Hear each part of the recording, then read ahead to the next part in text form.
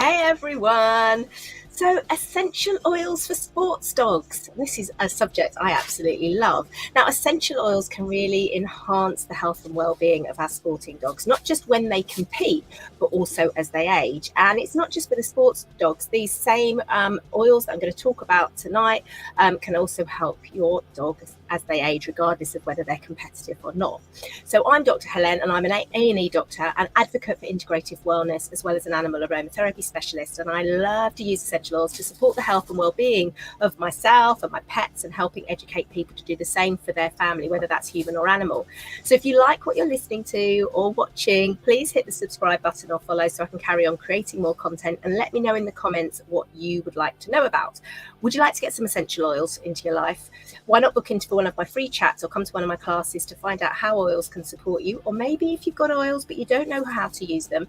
So for either your pet or for yourself, that's fine. Get in touch, because I do general overviews and full consultations as well, depending on your needs. So drop me a message and we can chat about what the best option is for you. So I love Canicross. And so my focus for this live is really about going to focus on Canicross, but it's applicable for any sports dogs, whether they're fly ballers or whether they are agility, other sports, tell me, a Mondio, you name it, lots of different things, but also just keeping your dog moving as well. It's all applicable. So as I said, I've got 4 Canicross dogs. 3 of them are Springer Spaniels. So first of all, let's start at the root of everything, which is nutrition. Now, I am a fan of a raw diet. I'm not going to go over the food stuff because it's not really the scope of what I'm talking about this evening, but I'm just going to talk about what I add to the food. Now, one of the first things that I add to the food is copaiba. And I've spoken a lot about copaiba, and I've done a previous podcast on copaiba, so I'm not going to go over it too much.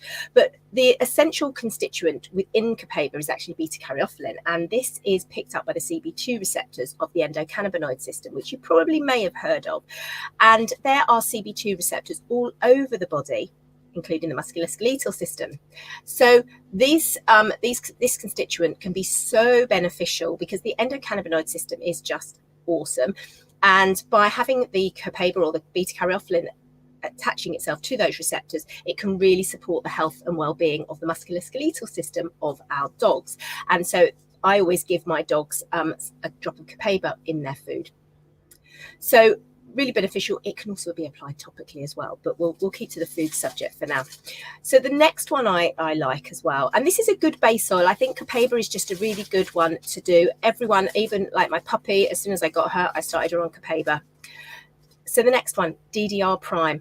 Now, DDR Prime is a proprietary blend from doTERRA, and it is chock full of oils that are rich in antioxidants. Okay, and what do antioxidants do? They scoop up all the free radicals. Okay, and free radicals are what cause inflammation. And by having this really beneficial effect within the food, it helps promote wellness within the musculoskeletal system. So whether or not they're recovering from maybe a race, or you want to just optimize their fitness, it's helping promote an anti-inflammatory system.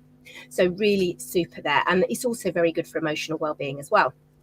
And then the third oil is actually turmeric. So turmeric oil contains turmerones, and the powder contains curcumin. Now, the problem with powder is it's not very good bioavailable. So it needs to be in a form like golden paste. It needs a fat to help with the absorption of it. Now, my dogs actually didn't like golden paste. I used to make it all the time. I don't think it was just my recipe. I just didn't like it. And whereas the turmeric oil has turmerones in, which are also very good as an anti-inflammatory to support the musculoskeletal system.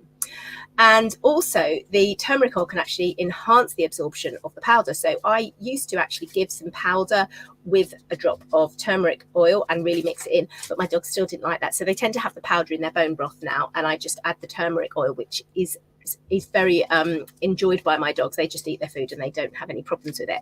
But it means you've got a really good option there for supporting the musculoskeletal system from the inside out. Now, if your dog has any kind of clotting disorder or is on anticoagulants or anything like that, same goes for you, then you shouldn't really be having turmeric. So let's just go on to the aromatic side, because obviously there's 3 ways to use oils. So aromatically, now if, like me, you travel around the country in your camper van or your motorhome or your caravan competing, your dogs can get a little bit stressy from travel. So having some oils to soothe them when they're traveling is really optimal.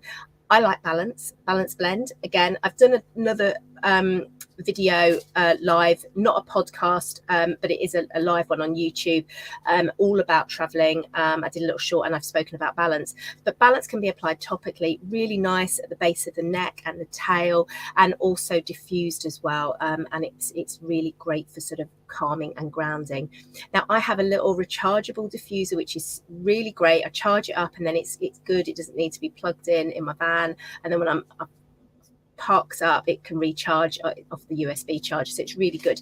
And it means I can diffuse when I'm there. So often we're traveling, we might have the dog anxious, and then we're staying over and there's lots of different noises, you know, and if they're used to competing, then it probably doesn't bother them too much, but maybe they're new. And, you know, there's going to be dog barking. There are going to be the sounds of other people. I know when we're at Canicross events, the Canics events, you always hear Dave, who's the owner of the event, on the quad bike at about 7, and you hear the quad bike and you're like, oh, it's time to get up. Okay. But they're used to that. So I always have my sleep oils at night, because I also want to make sure I sleep well, because I want to make sure that I give them the best as well. And so I'll often have Serenity in the diffuser, and it just makes, and everyone else says, oh, your camper van smells so nice, which is great considering I've got 6 dogs in it. And it just, you know, it's really soothing and everything. And then in the morning, we tend to have things like Wild Orange, because it gets us all uplifted and pepped up. And if you've got a dog with anxiety or needing a bit of calming, actually Wild Orange promotes the release of serotonin and dopamine, so it's very, very effective for emotional well-being. It smells divine as well. So they're 2 that are really good to have aromatically. And then for actually going out, so Aroma Touch. So again, I've got a separate video on this on my shorts on YouTube. I'll add the links in. But Aroma Touch is a blend that's got lots of different oils, and it's got oils like peppermint for pepping up, and you know, supporting the musculoskeletal system actually. Marjoram's very soothing. You've got basil for invigorating, lavender for calming, cypress, which is really good as well for the circulation, and they all work really well together for soothing that body and the mind, but also getting it to work, getting the blood pumping around the body. So I like to use this blended to do my warm up. So after we've had our toilet walk, and we'll have our warm up little massage. So applied, for my dogs, they tend to have about 2 drops in 10 mils of fractionated coconut oil, and I just use a couple of drops of that blend. I'll pop it on my hands, and I'll go over their shoulders and down their legs, front and back, and then along their spine, and just make sure they're all warmed up. It really works. I use it on myself, so I actually use their blend on myself and then add an extra drop of Aroma Touch in for my hamstrings, to just make sure all the blood's sort of moving really well, because it's really good for supporting circulation. And it's great for their warm up, and then we go out, we do our race or a run, and then we come back and they get another bit post race, just to help that cool down and just address any issues. You know, it's just really soothing. And then the night before a race, the Saturday night, the racing dogs always have a nice sort of massage as well, getting them ready for the Sunday as well. So it's really effective, and you can use that same protocol for whether you've got dogs that are doing agility or any other sport, or even as they age. So my elderly dog, my Maz, who's only got 2 legs, he has the same things, because they're so beneficial for keeping him moving. And before we go out for a walk, I will put his Aroma Touch on his shoulders and his 2 legs, just like I do for my sports dogs as well. So I hope that's helped. If you'd like to know more, do jump on one of my classes, drop me a message. If you'd like to learn about getting some oils into your life, drop me a message. And if you like what I hear, please hit the subscribe button or follow, and give me a 5-star review. It would be much appreciated. And let me know what you want to learn about as well, so I can do some more videos. So stay safe, everyone, and give those pets a big hug. Take care. Bye.